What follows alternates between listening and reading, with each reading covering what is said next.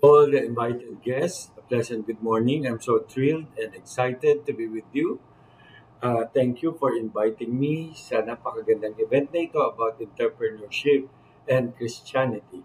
I'm honored to speak to you about the vital intersection between the Department of Trade and Industry and the programs and principles about entrepreneurship and Christianity.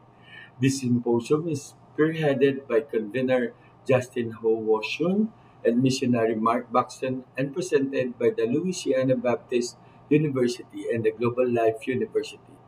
This entrepreneurship program or symposium in partnership with the Oikos Helping Hand and Airspeed. To the members of the panel, Mr. John Guarnes, my friend Miss Rafael, Rosemary, Ma'am Lucy Cruz Valdez, Mr. Mark Sultan Garsava, and Ma'am Bing Carrion. I'm delighted to talk for you all here. This talk is all about empowering futures, building communities, and changing lives. We are here to combat poverty by nurturing the youth with the knowledge, skills, abilities, and mindset for success. Pero bago po ang lahat, hayaan niyo pong magpakilala ako sa inyo. Ako po si Assistant Dominic Tolentino from Tagaytay City, formerly elected board member of the province of Cavite. And now from the Office of the Secretary Alfredo Pascual, holding the portfolio for special concern. Here in special concern, we handle programs from the Office of the President, also with other agency convergence. Simple, meron po tayong kadiwa ng Pangulo, bagong Pilipinas Serbisyo Fair at yung Love for All. Serbisyo po ito diretso sa mga mamamayang Pilipino na ibinababa natin sa malalayong lalawigan, rehiyon at mga pamahalaan.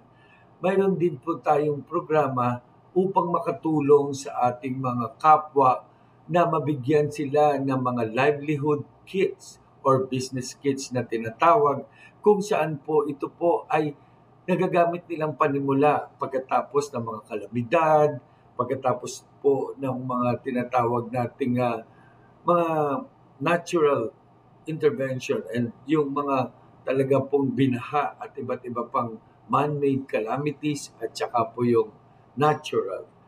Ang ating pong DTI ay may tinatawag na interagency convergence. Ito po ang gusto ng Pangulo, mas mabilis na nagkakatulungan ang bawat ahensya upang maipaabot ang serbisyo. DTI on economic growth and moral values are important to recognize how these two doctrine principles can not only coexist but also reinforce one another for the betterment of society. Ang Christianity po ay mayroong prinsipyo ng pagmamahal, compassion for one another. Ang kabutihan po ng puso is very important. It teaches us to care for the marginalized, to uplift the oppressed, and see God in their face, and to seek justice and righteousness in all of our endeavors. These values are not only spiritual but also practical, guiding us in actions with one another and shaping the way we conduct business.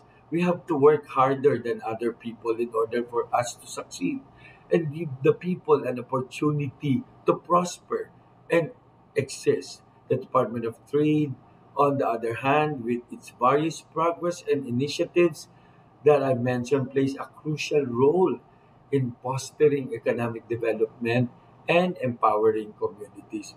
Mula sa pagpopromote at pagninegosyo to help the micro-entrepreneurs, including the nano, its efforts are aimed at creating more inclusive and prosperous society. Pero paano nga ba ito konektado sa principle of Christianity? In all that we do, we have to think of loving God and giving it back to Him by serving other people. The department focused on economic empowerment and resonate deeply with the Christian notion of stewardship. Pangangasiwa, just as what we call to be a good stewards of the earth and its resources, we are also to be responsible stewards of our economic resources. By equipping entrepreneurs with the tools, opportunities they need to succeed in the marketplace. The department enables them to fulfill their God-given potential and contribute a meaningful society.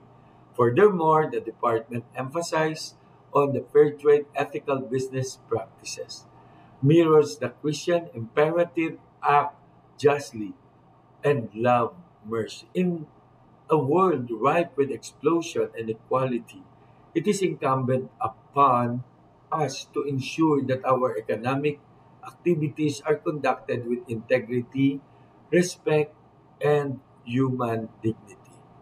By promoting transparency, accountability, and social responsibility in business, the department uphold these fundamental Christian values and help us build a more equitable and sustainable economy. In conclusion, the Department of Trade and Industry programs are not just about economic growth. They are about promoting human dignity, flourishing in all its dimensions by aligning its effort with principles of love, justice, fairness, stewardship, and progress. The department not only advances its mission, but also embodies the values that are essential for building a better world.